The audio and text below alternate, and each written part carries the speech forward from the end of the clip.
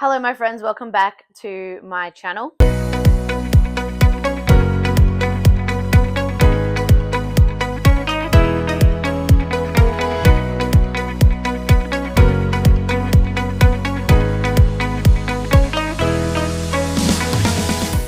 Today I'm going to do something that I haven't done in quite some time. We're going to do a training session together.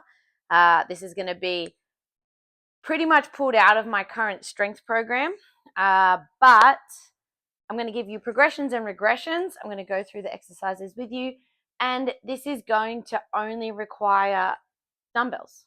This should suit anybody from beginner to intermediate experience with lifting and with fitness. So without further ado, let's get things started. So we're going to start off with caterpillar to shoulder tap. So we're going to have our feet hip width apart. We're going to gently on the first rep roll down to a hamstring stretch. Then we're going to walk our hands out into a push-up position. We're going to raise one hand, touch the opposite shoulder, put that back down, other hand, walk back into that hamstring stretch, hold it for 2 seconds and repeat. We're going to try to do that. We're going to do 6 reps, and each time we come back to that hamstring stretch, we're going to see if we can get a little bit more range of motion through our hamstrings. I don't want to see really straight, hyperextended, locked out knees. This is something, if you do have a gymnastics background, that you might be in the habit of. We're going to see if we can keep a slightly soft, unlocked knee position, not fully bent, but not hyperextended. So we're going to roll down one vertebrae at a time till we come to that hamstring stretch. We're going to hold that for 2. Then we're going to walk out to that push-up position. Our feet are hip width apart in this to help with stability. We're going to try to keep our hips still as we do that shoulder tap on each arm. Come back, holding for 2 seconds. So that's 1 rep. We're going for 6. So we're trying not to let our bum and our hips rock from side to side each time that hand lifts up off the floor, and you're pressing your feet through the floor to help with stability, remembering that we're trying to get a little bit more hamstring stretch each time we come back to that hamstring position. I think we're up to 5, so this will be our last rep. I am a typical PT and counting is not my forte. So we're coming down onto the floor. You don't need any equipment for this.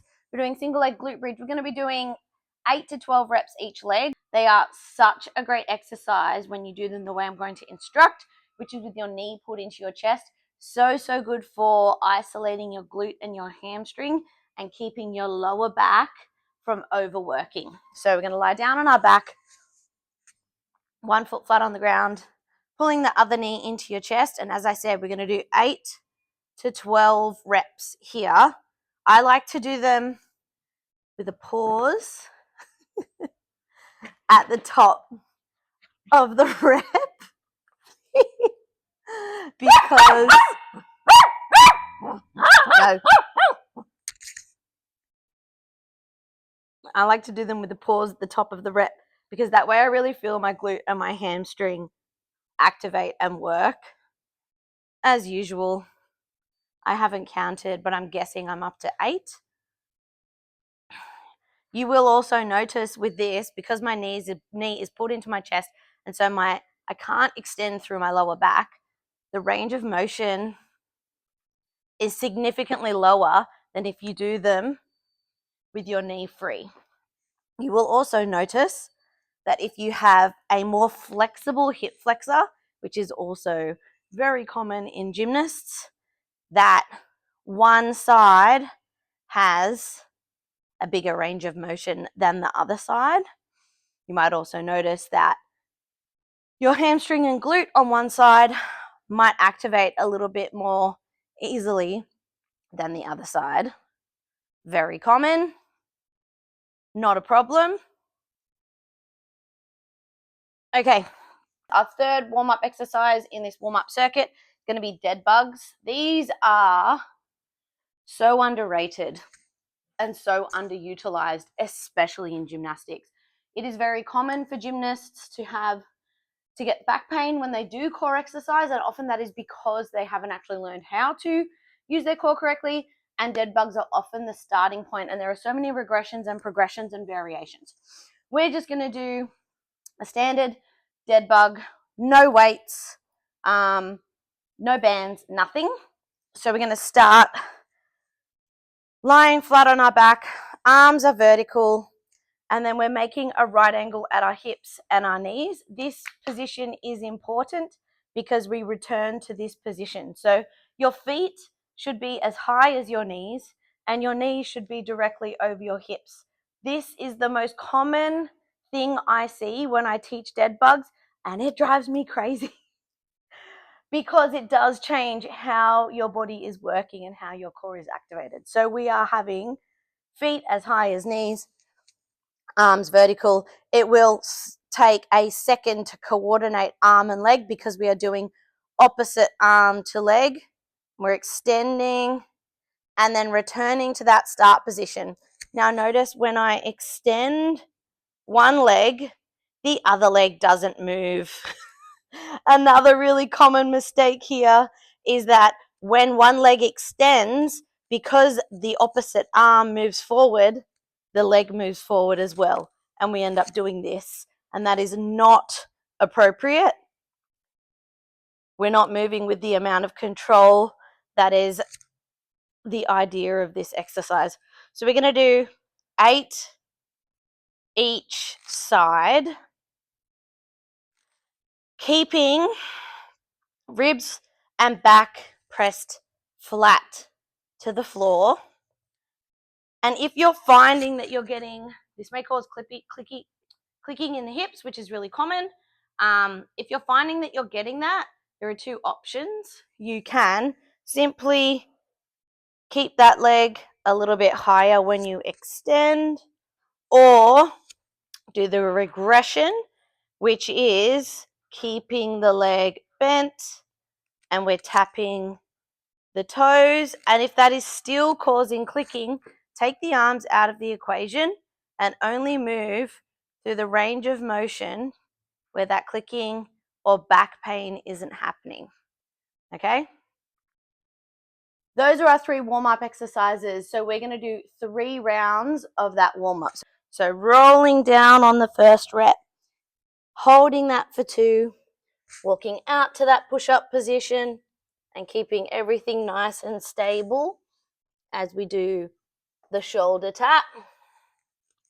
You want to be really strong through that shoulder position so that nothing collapses when your weight transfers. We want to make sure that we're breathing throughout all these exercises. I am notoriously bad with my breathing. So keeping an eye on your breathing can also help keep you really focused and in the zone when you're doing these exercises. Exercise number 1. Next up, we've got those single leg glute bridges with your knee pulled into your chest. 8 to 12 reps each side, keeping that knee in tight, but trying to press through your foot and get those hips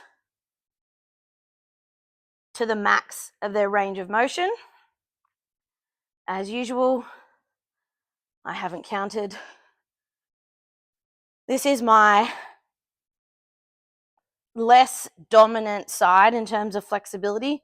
So my range of motion is probably noticeably lower on this side, as in I won't be able to get my hip as high off the ground. And then lying on our backs for those dead bugs. We're not going to progress the dead bugs because this is a warm-up. And so the goal is not to be progressively overloading in terms of strength at this point. The goal is to be activating, getting everything moving through its range of motion, increasing the heart rate, getting blood flow to the muscles in preparation of the more strenuous and challenging exercises we'll be doing next. Third round. I can definitely feel myself getting warmer. I feel like it's always really humbling when you try to talk through exercises. So don't judge me if I go silent at any point during this session. It's probably because I'm out of breath. That is 2 reps.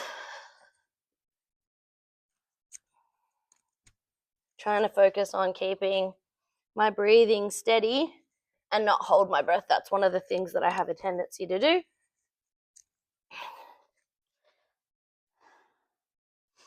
Although, I'm sure you guys don't want to hear me breathing too heavily into the microphone. Okay, down. Floor. Single leg glute bridge. Hello. Pulling knee into chest. I'm going to try to count this round.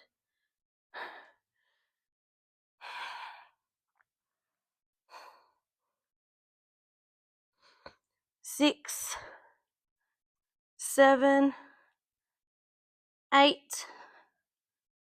9, 10.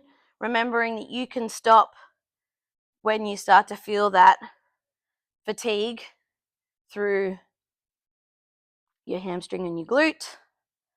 I can feel such a significant difference on this side versus my other side. We don't want to be doing more reps on one side than the other side. We want to work to the weaker side. So if you can only do 8 reps on your less dominant side, then do 8 reps on your more dominant side. Otherwise, that less dominant side is not going to catch up, and you're going to be contributing to that asymmetry, which actually can also contribute to the risk of injury that is in gymnasts, especially any sport that is one side dominant does have a tendency to create asymmetries or feed asymmetries. Basically, asymmetries mean when the 2 sides are not the same. So as I was saying, more flexibility through one hip will mean that the less flexible side, those muscles don't actually end up working as hard as the more flexible side, because the more flexible side is just doing an extra couple of degrees, which equates to a few extra seconds of muscle work. Once again, I haven't counted. That felt like 6 each side. Okay, warm up done. We're going to go on to the body of the workout. We've got a circuit coming up with 3 exercises. We've got legs, upper body, and then core. So our legs exercise for this circuit is going to be Bulgarian split squats. You're going to need 2 dumbbells. However, the weight that you're going to need is going to be very individualized, because these are quite a challenging exercise on their own. You may only need 1 or 2 kilos, or you might even choose to not use any weight at all.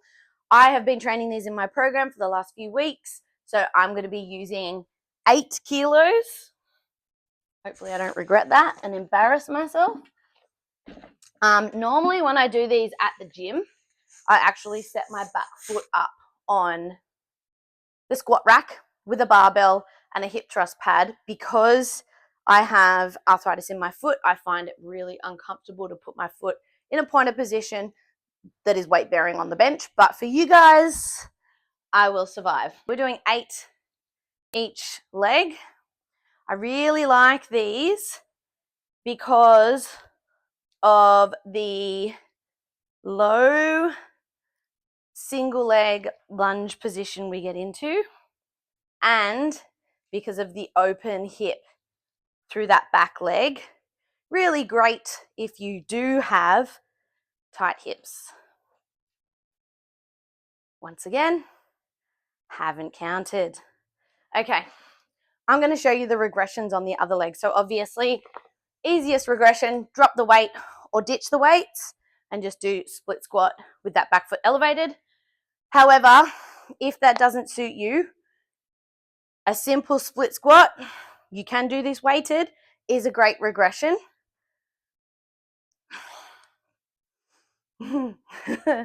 Okay. If you have knee pain and you're struggling to get that knee over your toe position, a single leg squat to the bench is one great alternative, or you can do this holding on to something. It doesn't need to be a TRX. Or you can do a Spanish squat where you put a band behind your knees and have it anchored in front of you so that the shin stays vertical. So you can do squats holding onto the TRX.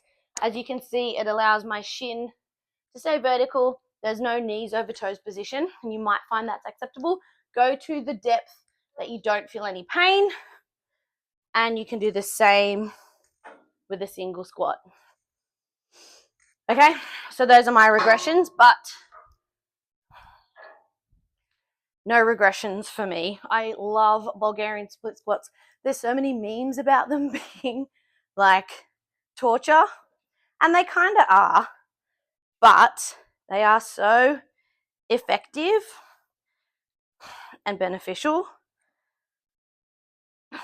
I'm counting this time. 6, 7, 8. I don't know if you can hear it, but my knees make a very interesting sound when I do anything squat related. Okay, so next up we've got push-up renegade row. I'm going to continue using the 8 kilo dumbbells. Once again, I've been doing these in my program, so I know where I'm at with them. However, I'm going to give you a few variations, but you don't have to use 8 kilos. So we're going to put our feet as wide as you need. I think mine are slightly wider than hip width. We're going to start with our hands on the dumbbells, and we're going to go push up and then perform a row with each hand, and that's 1 rep, and we're going to go for 10 reps. That is the goal. So with this, you will notice that because I'm doing the push-up on dumbbells, it's almost creating a deficit where my chest is dropping lower than it would in a normal push-up. Now, I have a few tips for the row. You'll notice that when the dumbbell comes up, my hand is in line with my belly button. It does not come up underneath my shoulder. As usual, I have no idea how many reps I've done. Let's do 1 more. Okay, so yeah, we want to be rowing so that elbow tracks in a straight line. The dumbbell is very close to the side of your body. We don't want it out wide. And when we put the dumbbell back down, we want to have that nice vertical line from our shoulder through to our wrist. This can also be a great option if you get wrist pain during push-ups, because it allows you to straighten the angle through the back of your wrist. And we're going to do bird dogs, which is almost exactly the same as dead bugs, but our body is flipped up. Another great exercise that is primarily for your core, but I find it's just a great overall exercise. So we set up with our knees directly below our hips and our hands directly below our shoulders. And then I like to very carefully extend opposite arm and leg until just the tip of our toe and our fingers are touching the ground. And then we rise up towards the ceiling, slide back in. So the goal here is to perform this exercise without the torso moving or changing its position at all. We're going to do 6 each side. So if you imagine I was balancing a cup of water on my lower back, the goal is that that cup of water will not spill or tip over. Now, if you are struggling here, there are many regressions. So you can do just arms. So touch, reach, just legs, extend, lift, bring it back in. Or you can go opposite arm to leg and just go to that touch and little lift and bring it back down. It's really great to do this in front of a mirror or to film yourself because it is really hard to tell how much that torso is moving. Jumping into round 2.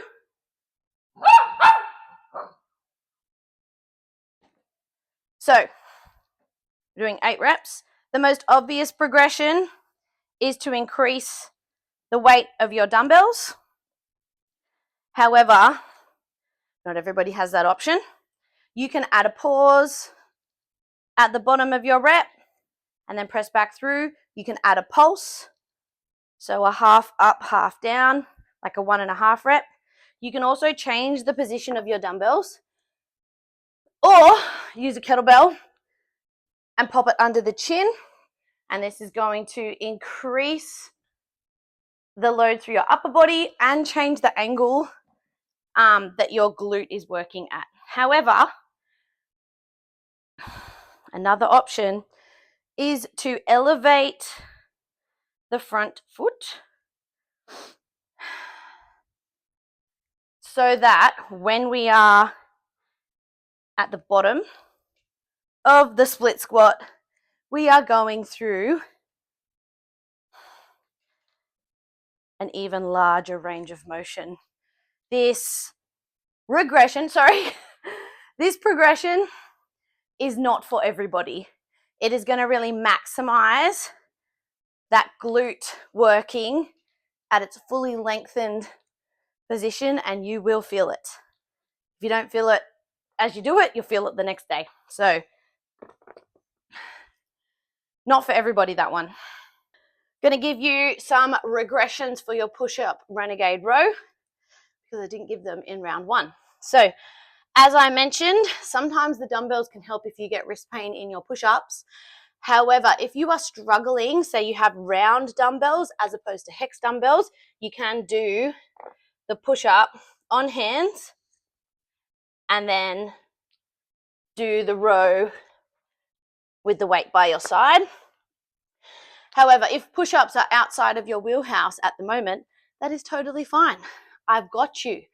Once again, keep the weights to the side, or you don't even need to use them, but we've obviously got our push-up on knees option, and then you can just row without the weights.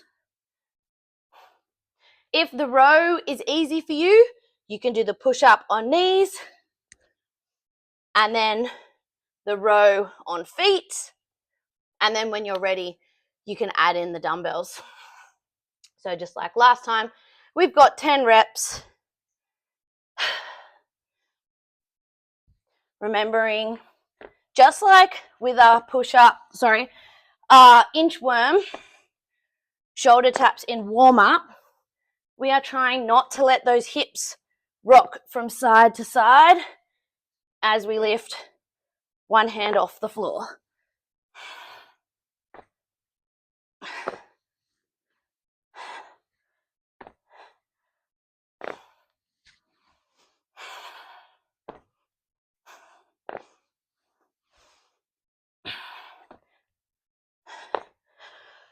Whew.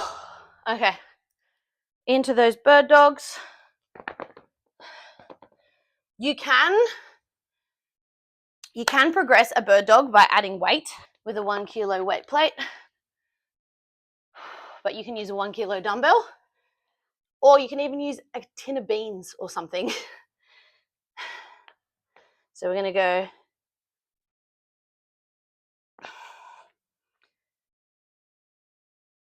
when we do this, I like to imagine that someone is pulling the extended arm and the extended leg in opposite directions. There are other progressions of this. You can do it on a bench with a heavier dumbbell. However, I don't think too many people actually need that progression. Third and final round, however, if you do have the time, you can add a fourth and a fifth round. The idea is that you are, once you're able to perform this exercise really well, that you increase the weight to the point where by the time you get to 8 reps, you should be feeling like you're not sure if you could do 1 or 2 more reps. That's the goal.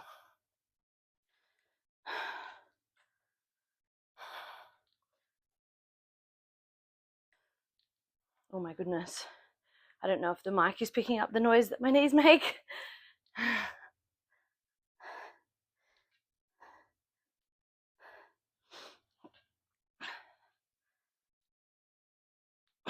Last set of push-up renegade rows.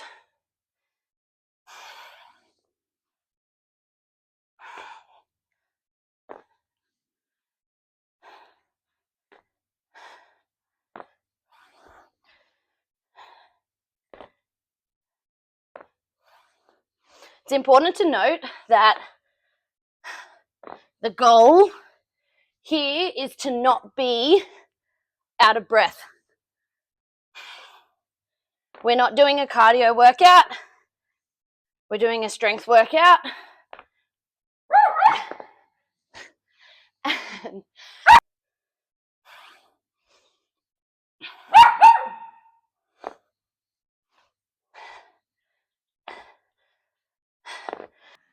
Okay, bird dogs. I'm not going to use a weight because I think that this exercise is a coordination and core challenge enough for me without the weight. Same as when we did our inchworm in warm-up and our push-up renegade row. We're trying not to let our body sway from side to side, keeping that torso as steady as possible. The goal here isn't to get our foot up towards the ceiling. The goal is to extend without using your lower back. All right, that's our first circuit done. We've got one more circuit to go. Just want to quickly mention the reason why I have done 2 strength circuits.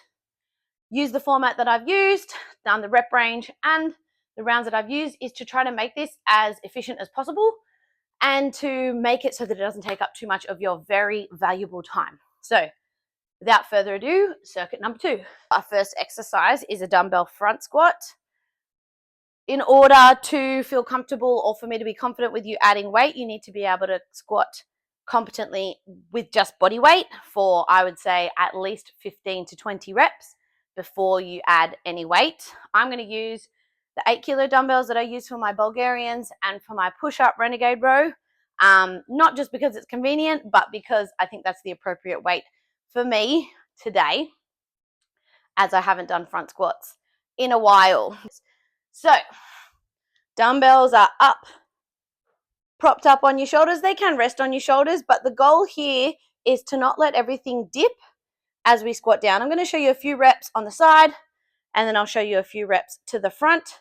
I have my feet slightly wider than hip width, and I like to have my toes turned out a few degrees when I squat. I have fairly good ankle mobility and fairly good hip mobility. If you have limited ankle mobility or hip mobility, you may need to elevate or pop those feet wider, or even decrease the depth of your squat. You need to do the version that suits where your body is at. So we're doing 8 to 12 reps. You'll notice at the bottom of the squat, the dumbbell's position is maintained. So I'm not letting everything dip forward. Ugh, sorry, that doesn't feel good. I'm not letting everything dip forward as I squat. Keeping those elbows lifted, keeping those dumbbells lifted, chest nice and tall, pressing my hips back as if I'm trying to sit down on the toilet. 8 to 12 reps there. Second exercise in this circuit is a dumbbell curl to overhead press. I'm going to try with 8 kilos. This is not something that I have done recently, but I have been overhead pressing. So we'll see. We're going to be doing 8 reps here, but I want you to pay attention to the 2 halves of the sequence. So this is part 1. We rotate and press. Bringing it back down, rotate and drop. Notice how much my torso is moving throughout the exercise, especially as I bring those dumbbells back down to my thighs. So we're not letting our shoulders go with our hands. We're trying to keep it all nice and smooth. Now, if this isn't very pleasant for your shoulders, of course, we have regressions or alternatives. So you can simply do bicep curls. However, I like something that gets an overhead press in there as well. You can do just an overhead press. And because we're using dumbbells, you can adjust the angle that you're pressing at, which may help with any shoulder discomfort or clicking or grinding that you're feeling. So I do get a little bit of clicking through my shoulder. I have an injury history in my right shoulder, and so that lacks stability. And so I find a neutral grip position is much happier for my shoulder. So if you prefer, you can adjust the angle of your hands and try to see if there's a position that suits your shoulders better. Final exercise in our second circuit is Superman YTs. They may appear to be very basic, however, these are just so fantastic for shoulder health and active mobility and gymnasts in general. So we're going to lie down on the floor. I'm going to show you 2 versions. First version, we're not going to be using weights, and we're going to keep our legs relaxed on the ground. Forehead is on the ground. We're going to make a T shape, and we're going to raise that T shape for 10 reps, thinking about pulling our shoulder blades towards each other. We want to watch out for keeping our hands in line with our shoulders. So we don't want our hands above, we don't want our hands below. We want to try and keep that nice straight line all the way from one hand through shoulders to the other hand, and thumbs are to the ceiling. This is going to help put our shoulder in a really optimal position as we do our reps. And each time you're lifting up, you want to imagine that someone is trying to push you back down again by your hand, and you're pushing up against them. So we do 10 reps there, and then we go to a Y. So hands slightly wider than your head. And then we're doing the same thing, thumbs to the ceiling, lifting for 10 reps. Thinking about pulling our shoulder blades down towards our shorts this time, and keeping those arms nice and long, but keeping our shoulders away from the base of our skull, keeping our arms nice and straight. In the next round, I'll show you the next step up. Round 2, 8 to 12 reps for those front squats So if this version is a little bit too challenging, you can change the position of the weight. You can change to a goblet, which is holding just under your chin, or you can even drop to a low hold. However, with that low hold, we still want to make sure we're keeping the chest up, not letting our chest drop because of the position of the dumbbell. Into our curl and press. You may find that in your second round, once your shoulders or your muscles have activated, that you move a lot better, which is what we want.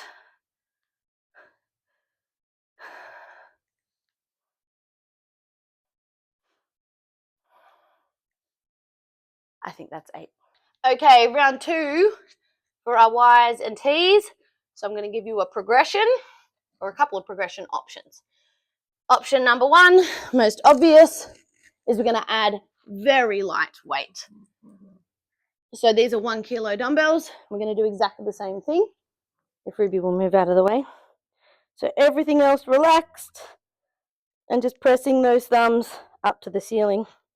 However, if you do want to make it more of a full body and gymnastics specific exercise, we can include the legs.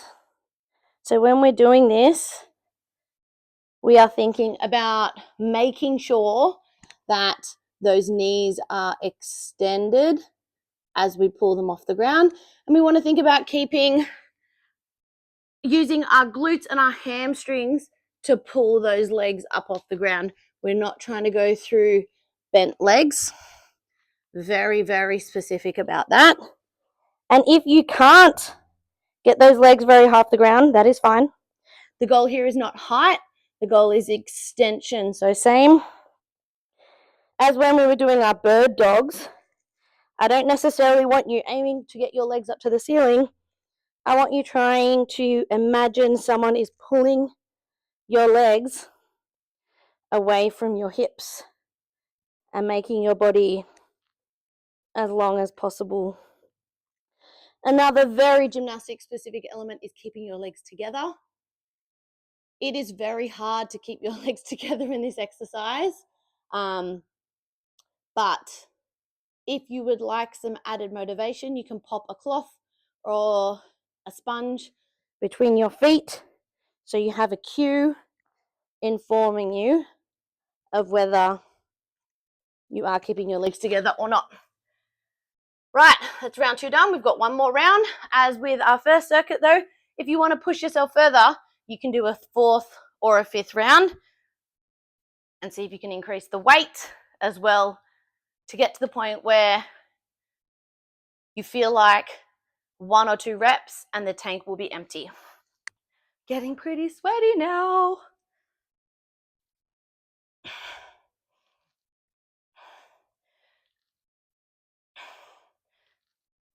It might be obvious, but if we want to progress this exercise, we increase the weight of the dumbbells. You can also do this with a weighted barbell. And as I said, you can increase the reps up to 12 for each round. However, if you're able to do 15 reps with ease, then we probably should be using more weight.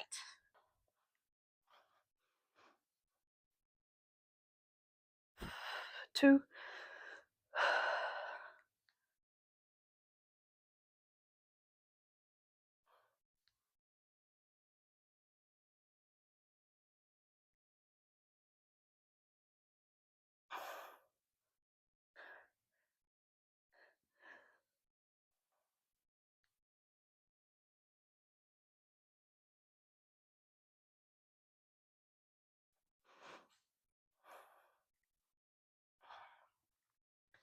Final round of our YTs. I'm going to show you the even more challenging version where you are going to feel a bit of fatigue by the time you finish.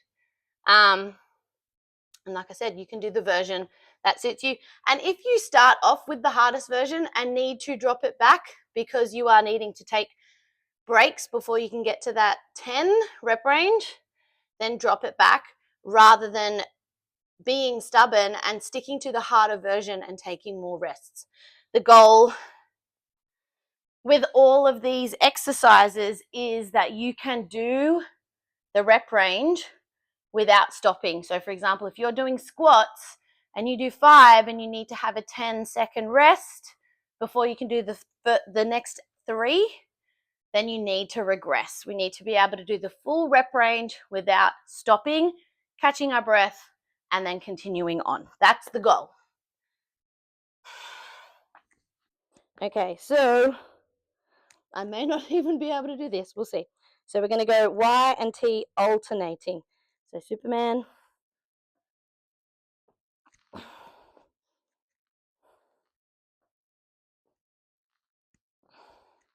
So this would be 20 reps all up. 4, 4, 5, 5, 6.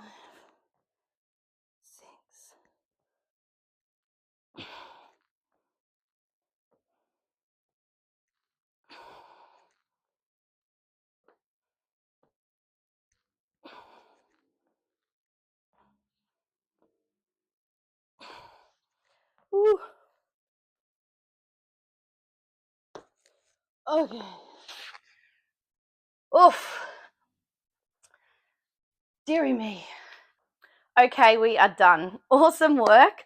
I'm so grateful to you for giving this a go. I just want to make a few key points before I sign off. Number 1, I want to point out that strength training doesn't have to be arduous. It doesn't have to be torture, and it doesn't have to take a really, really long time.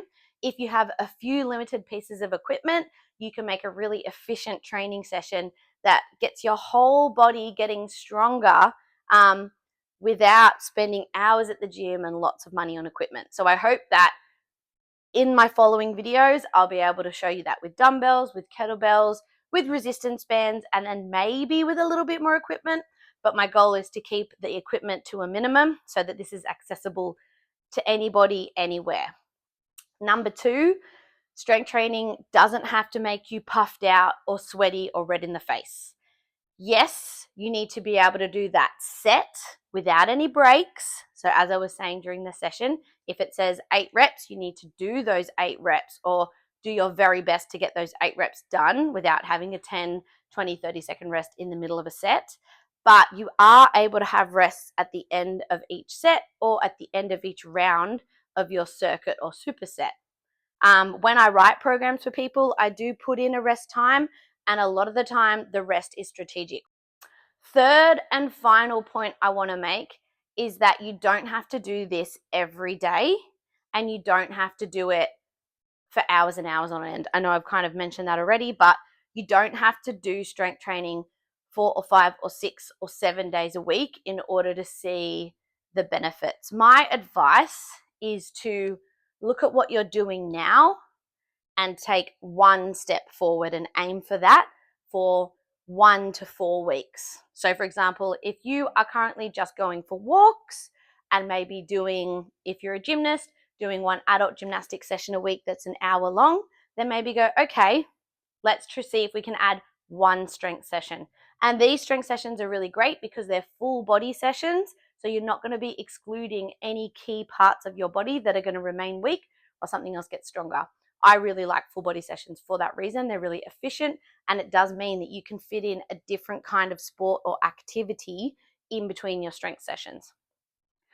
So look for what you're already doing, and if you are looking to get stronger, just take 1 step in the direction you want to go each week or each day, and then aim to hit that for 3 to 4 weeks and then reassess. Have I hit that goal? And this is really hard because 3 or 4 weeks can feel like a long time. Have I hit that goal? And then you go, okay, I've been doing that for the last 3 or 4 weeks. How can I add an additional step? And that might be a second strength session, or it might be a mobility session, or it might be some kind of cardio.